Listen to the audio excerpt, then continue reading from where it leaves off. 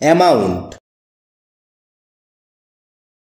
শব্দটি বাক্যে নাউন হিসেবে ব্যবহৃত হয়, যার অর্থ হচ্ছে পরিমাণ, সমষ্টি, মাত্রা, অর্থ, সংখ্যা, পরিমাপ, ফল, ফলাফল, মোট মূল্য, মোট, মোট পরিমাণ বা সংখ্যা ইত্যাদি।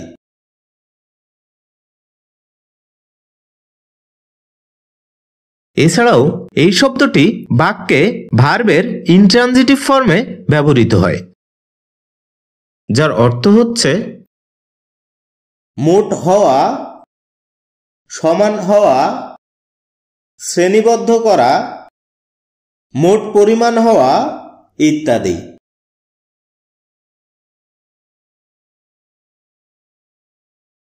যার উল্লেখযোগ্য কিছু সিনোনিমস হচ্ছে কোয়ান্টিটি, ভলিউম, সাম, মানি, rate, count, total, pay off, equal ইত্যাদি।